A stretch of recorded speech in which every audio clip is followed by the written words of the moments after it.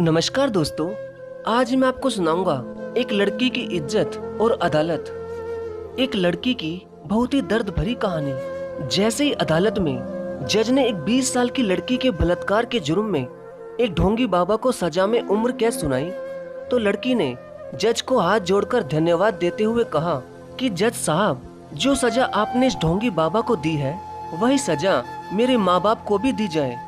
लड़की की ये बात सुनकर अदालत में बैठे सभी लोग इस तरह चौंक गए जैसे उन पर कोई बिजली गिर गई हो। तभी जज ने भी बहुत ज्यादा चौंकते हुए उस पीड़ित लड़की से पूछा कि ऐसा क्यों बेटी, इनको सजा क्यों? ये तो तुम्हारे माता पिता हैं। तो लड़की ने कहा, तो क्या हुआ, ये मेरे माता पिता हैं। इस ढोंगी बाबा के साथ साथ मेरे ये माता पिता भी पूरे दोषी हैं। तभी पीड़ित लड़की के माता पिता अपनी बेटी पर चिल्लाने लगे और कहने लगे कि तू पागल तो नहीं हो गई? ये क्या कह रही है तू? तेरा दिमाग तो खराब नहीं हो गया? इतना सुनते ही जज ने ऑर्डर कहकर पीड़ित लड़की के माता पिता को शांत रहने को कहा और उस लड़की से सारी बात खुलकर बताने को कहा। तब उस पीड़ित लड़की ने खूब रोते हुए कहा कि माँ पिताजी, मैं थोड़ी सी बीमार क्या हो गई, आपने तो मुझे उस ढोंगी बाबा के आश्रम में ही छोड़ दिया। अरे माँ, इलाज तो अस्पताल में होता है, इन ढोंगी बाबाओं के पास जाने से तो मुझ जैसी मासूम की इज्जत ही लुटती है। माँ पिताजी, उस बाबा ने जो मेरे साथ किया वो गलत किया, लेकिन आपने क्या किया? अपने दिमाग में थोड़े से वहम की वजह से अपनी जवान बेटी को एक अनजान बाबा के पास इलाज के लिए छोड़ाए। आपने ये भी नहीं सोचा कि एक लड़की को 36 काम होते हैं, जो काम वो सिर्फ अपनी माँ को ही बता सकती है। तो आपने क्या सोचकर मुझे उस बाबा के हवाले कर दिया माँ?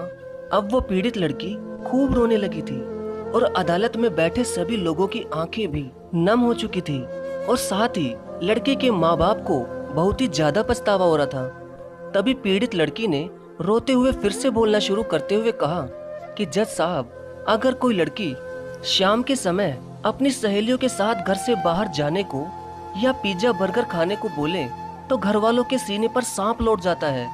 वो सीधा ये कहते हैं कि घर वालों की इज्जत मिट्टी में मिल जाएगी। इसलिए जज साहब, कई लड़कियां तो बेचारी स्कूल से आते ही अपना मन मारकर पूरा दिन घर में ही रहती हैं, लेकिन मेरी जैसी उन्हीं लड़कियों को बिना सोचे समझे ही मेरे माता पिता जैसे उसी लड़की को एक सेवादार बनाकर कई ढोंगी बाबाओं के पास ले जाते हैं। तो क्या तब उनकी इज्जत पर दाग नहीं लगता?